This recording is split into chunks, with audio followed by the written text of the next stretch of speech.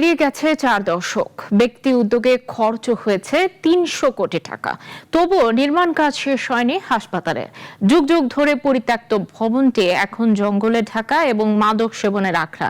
এছাড়া দীর্ঘকাল পড়ে থাকায় স্থাপনাটি ঘিরে তৈরি হয়েছে নানা কল্পকাহিনীও।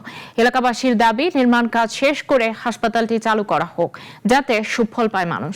ধামরাই প্রতিনিধি নাইম ইসলামের তথ্যচিত্রে ডেস্ক রিপোর্ট। ঢাকার ধামরাইয়ে প্রায় 16 একর জায়গা জুড়ে নির্মিত ইউনুস খান মেডিকেল কলেজ হাসপাতাল প্রকল্প 4 দশক পেরিয়ে গেলেও এটি চালু করা তো যায়নি, উল্টো পরিত্যক্ত ভবন ঘিরে এখন উৎকণ্ঠার শেষ নেই। 1985 সালে শিল্পপতি খান মোহাম্মদ ইকবাল তার বাবা ইউনুস খানের স্মৃতিকে ধারণ করে হাসপাতালটির নির্মাণ কাজ শুরু করেন। প্রায় 300 কোটি টাকা ব্যয়ে গড়ে ওঠা এই বেসরকারি হাসপাতালের কাজ 2017 সালের পর থেমে যায়। এখন এটি পরিত্যক্ত স্থাপনা। ধামরাইয়ের অর্শি ও পাইকপাড়া গ্রামের সীমান্ত জুড়ে বিস্তৃত হাসপাতাল কমপ্লেক্সের অধিকাংশ ভবন এখনও দাঁড়িয়ে আছে। ভবনের ভেতর বাইরে জন্মেছে ঝোপঝাড়। স্থানীয়দের অভিযোগ, পুরো এলাকাটি এখন মাদকসেবী ও বিষধর সাপের নিরাপদ আশ্রয়স্থলে পরিণত হয়েছে। মোটামুটি অনেকগুলো বিল্ডিং দেখলাম।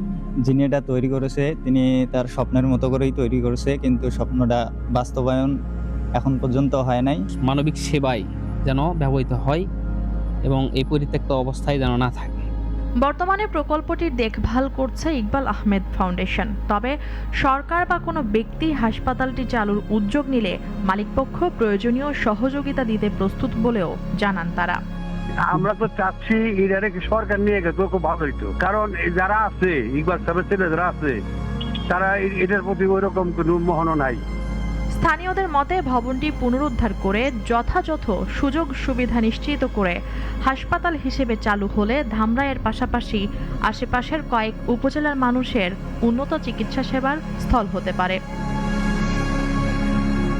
উপজেলা নির্বাহী কর্মকর্তা জানান, হাসপাতালটি চালুর বিষয়ে জেলা প্রশাসন ও স্থানীয় সংসদ সদস্যকে অবহিত করা হয়েছে। প্রয়োজনীয় উদ্যোগ নিতে কাজ করা হচ্ছে।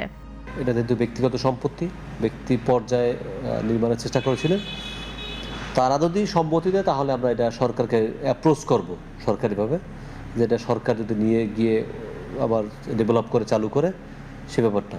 তবে এটা হলে অবশ্যই ওই ইউনিয়নের মানুষের ভালো হবে, ওই অঞ্চলের মানুষ ভালো হবে। স্থানীয়দের প্রত্যাশা, দীর্ঘদিনের পরিত্যক্ত প্রকল্পটি ফিরে পাক তার উদ্দেশ্য, হয়ে উঠুক মানুষের চিকিৎসা সেবার ঠিকানা। মুনিয়া জুথি, নাগরিক, ঢাকা।